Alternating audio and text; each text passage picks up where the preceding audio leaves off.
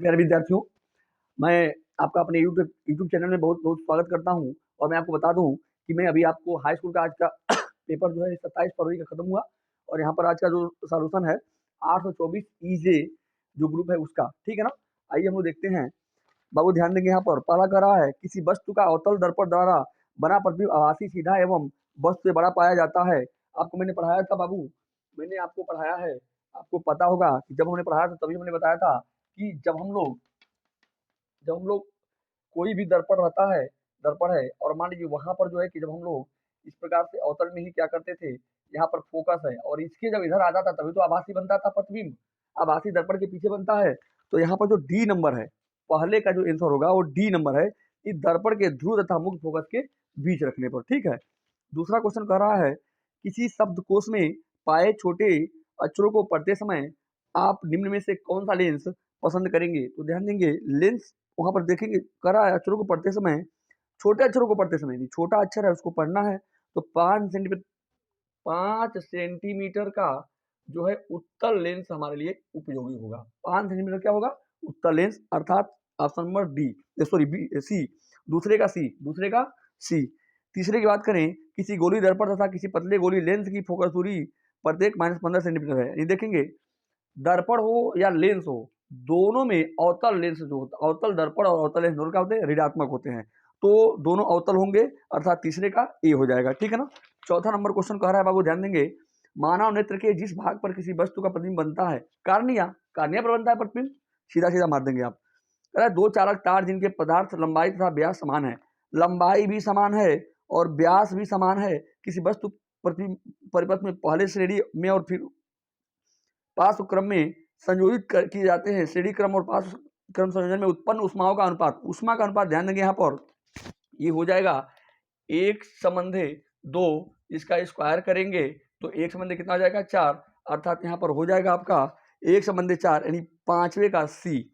छठवें की बात करते हैं हम, लघु परिपथ के समय परिपथ में विद्युत धारा का मान क्या हो जाएगा? बहुत अधिक बढ़ जाएगा। लघु परिपथ में शॉर्ट सर्किट जब होता है बाबू ध्यान देंगे, लघु परिपथ जो होता है यहाँ पर करंट इलेक्ट्रिक में शॉर्ट सर्किट इसी को बोलते हैं। लघु परिपथ क्या बोलते हैं? जब शॉर्ट सर्किट होता है, गांव में देखेंगे आप लोग कि कभी कभी लोगों के ना टीवी जल जाता है, प्रेशर जल जाता है, मोबाइल वाइल चार्ज में लगाए हैं तो जल भड़क जाता है, ठीक है ना।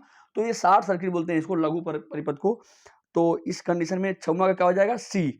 सातवां बात करते हैं, विद्युत धारा उत्पन्न करने की युक्ति को क्या कहते हैं? जनरेटर। जनरेटर पढ़ाया गया बाबू। जनरेटर जो होता है यह विद्युत धारा को उत्पन्न करता है, ठीक है ना। और जो मोटर होता है यांत्रिक ऊर्जा में कन्वर्ट करता है, ठीक है। आगे देखेंगे, आठवां, एंटीमनी क्या है? उपधातु है। एंटीमनी, बिस्मथ, ये सब क्या है? उपधातु है। तो एंटीमनी क्या है? उपधातु है।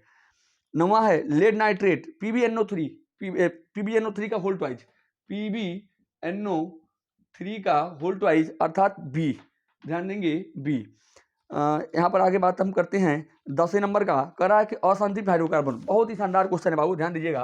असंतृप्तता पूछा है, असंतृप्त, एकदम देखेंगे आप।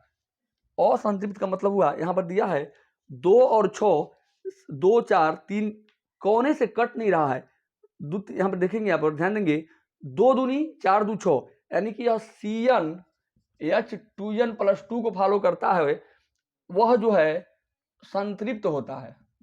इसके अलावा जो CnH2n और CnH2n-2 को फॉलो करता है वह असंतृप्त होता है। तो यहाँ पर ध्यान देंगे, CnH2n को फॉलो कर रहा है कौन? बी वाला C2H4, जो C2H4 होगा वह क्या होगा? तो असंतृप्त होगा, ठीक है। आगे देखिए 10वें का बी नंबर जो क्वेश्चन है। 11, प्रोपेनल में प्रोपेनाल होता तो OH मार देते, और प्रोपेनल है तो एल्डिहाइड यानी कि CHO होगा। 11वें का ए हो जाएगा, ठीक है। 12वें का हम देखते हैं, 12वां एसिटिक अम्ल का एपिसिन क्या होगा? एथेनोइक अम्ल, सीधा सीधा यहाँ पर दे रहा है एसिटिक अम्ल का, तो एथेनोइक अम्ल होगा, ठीक है। अब आगे देखेंगे 13 नंबर, कह रहा है MnCl2, क्लोराइड है MnCl2, तो इसका ऑक्साइड क्या होगा? तो MO होगा। क्या होगा? अब देखेंगे बाबू, MO, अर्थात 13वें का बी होगा, ठीक है ना। 14वां, वृक्क का क्या होता है? वृक्क कौन सा कार्य करता है? तो 13वें का देखेंगे वृक्क उत्सर्जन करता है, ठीक है ना। तो 14 का हो जाएगा, सॉरी 14 का हो जाएगा सी, 14 का सी। 13 का आपको बताया गया बी और 14 का सी। 15वां का, पत्तियों पर कलियां विकसित होती हैं ब्रायोफिलिम से, किसमें? ब्रायोफिलिम, यानी कि 15वें का सी। 15वें का क्या देखेंगे बाबू? सी ब्रायोफिल्म में। 16वीं की बात करें तो अनुवांशिकी विज्ञान के जनक कौन है? तो ग्रेगर जॉन मेंडल को छोड़कर आप किसी को मार नहीं सकते, ग्रेगर जॉन मेंडल है, ठीक है ना। 17 नंबर क्वेश्चन आपका दे रहा है कि डीएनए तंतु आपस में जुड़े होते हैं हाइड्रोजन बंध द्वारा। डीएनए जो तंतु होता है, डीएनए तंतु, मैंने एक क्वेश्चन को बताया, कल ही बच्चों को बताया था मैंने, हाइड्रोजन तंतु हाइड्रोजन बंध द्वारा क्या होता है? जुड़ा होता है। 18वां मुकुलन द्वारा क्या होता है? मुकुलन द्वारा प्रजनन होता है। तो मुकुलन एक प्रक्रिया है, मुकुलन द्वारा जो प्रजनन होता है यह हाइड्रा पौधे में होता है, छोटा वाला जो पौधा होता है, ठीक है ना। तो हाइड्रा। आगे देखें 19, मेंडल का प्रायोगिक पौधा कौन था? मेंडल ने किस पौधे से प्रयोग किया था? बाबू मटर के पौधे से उन्होंने प्रयोग किया था, मीठा मटर पौधा, ध्यान देंगे। 20वें नंबर कह रहा है निम्न में से कौन सा एक मानव में मादा जनन तंत्र का भाग नहीं है? अंडाशय मादा यानी कि महिला, तो अंडाशय महिला में पाया जाता है, गर्भाशय भी महिला में पाया जाता है, डिंब वाहिनी भी पाया जाता है, लेकिन शुक्रवाहिका जो होता है वो पुरुषों में पाया जाता है, अर्थात महिलाओं में ये नहीं पाया जाता है, शुक्रवाहिका, ठीक है ना। तो 20वें का क्या हो जाएगा? 20वें का हो जाएगा सी, शुक्रवाहिका, ठीक है ना। ये मादा जनन तंत्र का भाग नहीं है। इस प्रकार से मैं आशा करता हूं कि आप लोगों ने पूरा पेपर अच्छे से किया होगा, और बहुत सारे क्वेश्चन जो हमने आपको बताया था, प्रोबेबल किया था, उसमें से बहुत सारे क्वेश्चन आए हैं, सारे क्वेश्चन पूछे गए हैं, लेकिन आपके सेट में नहीं है, इस अगले सेट में। और सबसे कठिन सेट की मैं बात करूं तो ईजे वाला कठिन जो है 824 ईजे जो है इस आज के पेपर का सबसे कठिन सेट है। और आप लोगों ने जो भी किया होगा, मैं आप लोगों के उज्जवल भविष्य की कामना करता हूं, और मैं आशा करता हूं कि आपने सभी किया होगा, ठीक है ना। आप ध्यान देंगे बाबू, ना दर्द ना तकलीफ तो क्या खाक मजा है जीने में, और बड़े बड़े तूफान थम जाते हैं जब आग लगी हो सीने में। इसमें आपका बोर्ड का परीक्षा है, बहुत ही ध्यान से परीक्षा आप लोगों ने दिया होगा, और आज गहरी नींद लें, पेपर देने के बाद से आराम करें, फिर अगले पेपर की जो तैयारी है आप करें। गणित निकल गया, विज्ञान निकल गया, और आपका हम जानते हैं इंग्लिश और सामाजिक विज्ञान के पेपर बचे हुए हैं।